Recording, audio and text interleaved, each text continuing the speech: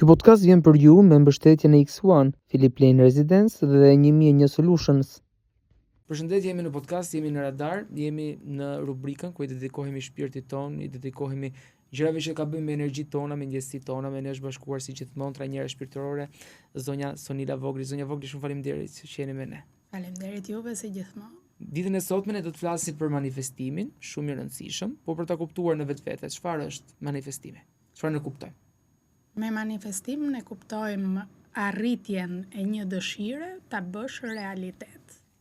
Kjo është ajo që ne kuptojmë. Nëse do ta përshkruaj me ligje energjetike, do të thotë që ajo pjesë e 5 elementeve që na krijojnë, të krijojnë realitetin që ne duam. A është gjithmonë një mendim pozitiv apo është diçka më tepër? Për te mendimit pozitiv që ne mund të kemi. Kryesisht është një vibrim pozitiv, ose më sakt, ne arrim të manifestojmë në qoftë se ne vibrojmë me atë gjë, vibrimi ynë sjell atë realitet. Mendimi pozitiv na ndihmon që ne të shkojmë në një vibrim të dëshiruar. A na përgjigj gjithmonë universi, energjia, dëshirave tona dhe manifestimit tonë, nëse mund të quajmë kështu? Në qoftë se dëshira ngel vetëm në mendje, nuk arrim dot që të kemi një përgjigje të vërtetë të universit, ose më saktë, universi përgjigjet gjithçkaje që ti e sjell deri në ndryshimin e vibrimit tënd fizik, energjetik.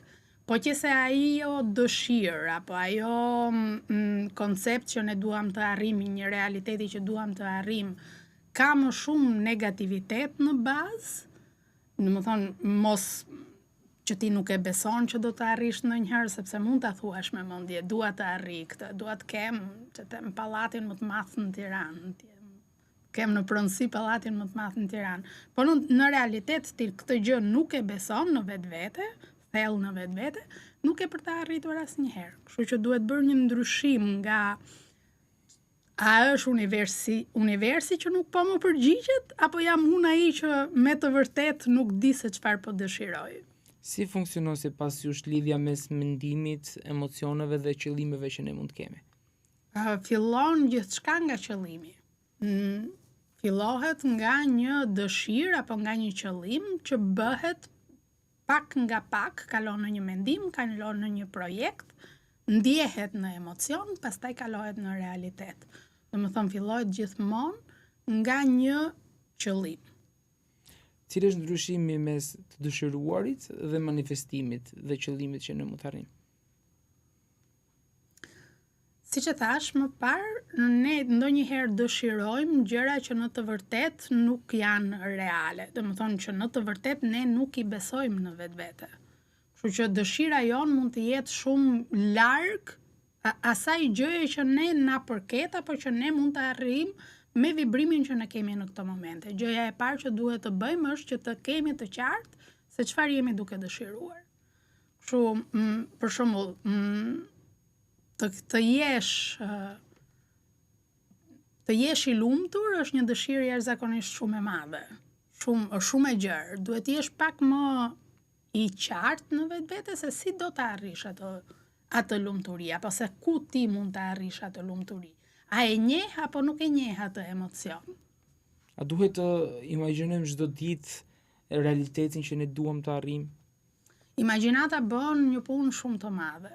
Domethënë, në momentin që ne kemi vënë një qëllim vetvetes, kemi realizuar një mendim se si duhet të arrijmë në atë, imagjinata na ndihmon që ne të ndjejmë atë lloj emocioni që ne duam të arrijmë. Le të themi, dua të kaloj pushimet në një vend specifik. Ai vend specifik të jep idenë e një emocioni që je duke provuar, lirisë ndoshta të madhe që ti mund të kesh, mospasjen e problemeve mendore që ti mund të kesh, e probleme ngarkesave mendore që ti mund të kesh. Kjo nuk do të thotë që do arrish të shkosh në Maldive për pushime. Ndoshta mund të arrish të shkosh, nuk e di, në Durrës edhe të kesh të njëjtin emocion. Po do të arrish gjithsesi atë emocion që ti ke imagjinuar. Çfarë roli kanë afrimitetet pozitive në manifestim?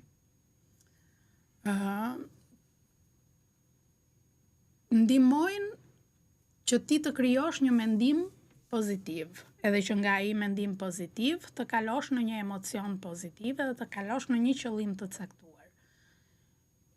Nuk duhet të jenë robotike. Do të thonë nuk duhet që ti të zgjohesh në mëngjes edhe çdo mëngjes thua unë jam i bukur, apo unë jam i lumtur, Kjo nuk ka asnjë lloj vlere, sepse ti je duke e bërë në mënyrë shumë robotike, je duke i detyruar veten që të thuash një diçka që truri yt nuk e beson, që nëndia jote nuk e beson.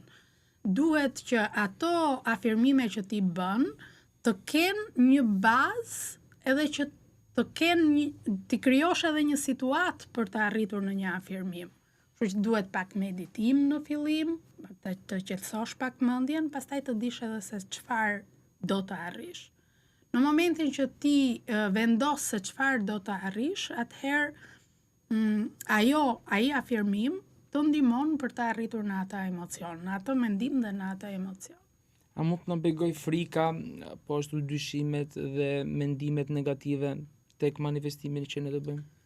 Atë që po thoshim, po qëse ti ke një dëshirë, po frika është më e madhe se sa ajo dëshira që ti ke, do të thonë dëshira është në ajër, është në mendje, nuk është në tokë, nuk është me këmbët në tokë, nuk është e vendosur mirë, edhe në elementet. 5 elementet që na krijojnë janë toka, uji, zjarri, ajri dhe eteri. Po qëse ti punon vetëm me ajrin, që është pjesa e mendjes, nuk arrin asnjë gjë, sepse gjithçka krijohet nga 3 elementet e tjerë që janë toka, uji dhe zjarri. Po qëse ti nuk ke një dëshirë të madhe që është zjarri, nuk mund të arrish që ta çosh deri në tokë, deri në manifestim. Edhe po qëse ke një dëshirë vetëm në mendje, edhe ke një frikë të madhe në tokë, në kuptimin që në elementin e tokës ke një frikë se frikrat mblidhen në elementin e tokës, ke një frikë të madhe, nuk e arrin dot, sepse nuk të lejon ajo frikë që ti të manifestosh ata ajër që ti ke në mendje. Nuk ja del ajri që të manifestojë në tokë. Çfarë ndodh kur një person manifeston diçka për një kohë të gjatë dhe më pas ajo nuk realizohet? Do të thotë që nuk e ka manifestuar. Ti do të thuash çfarë ndodh, po qëse një person dëshiron një gjë edhe bën ndonjë veprim të vogël për të arritur në manifestimin e diçkaje që dëshiron gjatë. Edhe nuk ja arrin qëllimit. Shpesh, po qëse dëshira është shumë e madhe, ai zjarri që ndizet nga dëshira është shumë e madhe, herët avon ajo gjë do vi.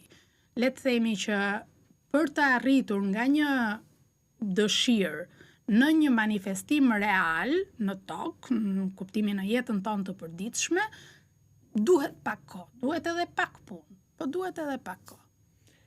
A duhet që gjithmonë manifestimi shoqërohet edhe me veprime konkrete nga ana jonë?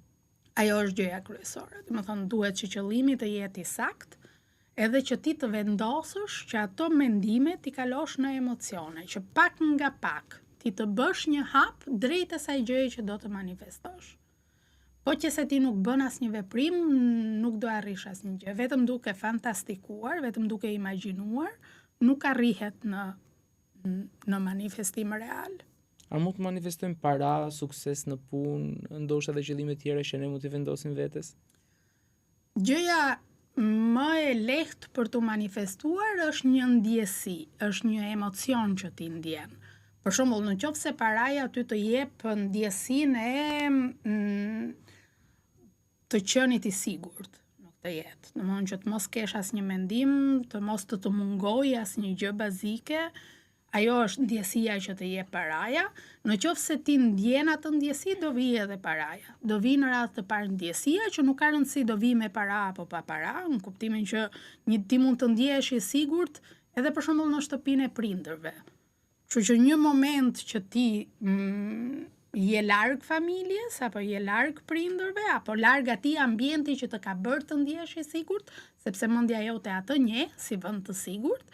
Gjëja e parë që do arrihet është që të kthehesh në një ambient të sigurt, ose të realizosh një ambient të sigurt, që nuk ka të bëjë me më vjen leku për ta blerë shtëpinë, apo më dhurohet shtëpia. Universi nuk ka kufi.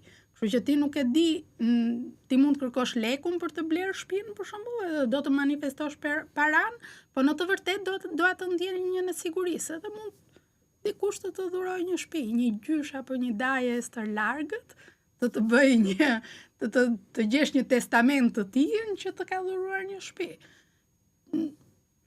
Edhe një herë, universi nuk ka kufi, kështu që dhe nuk është aq i vogël sa që mendojmë ne.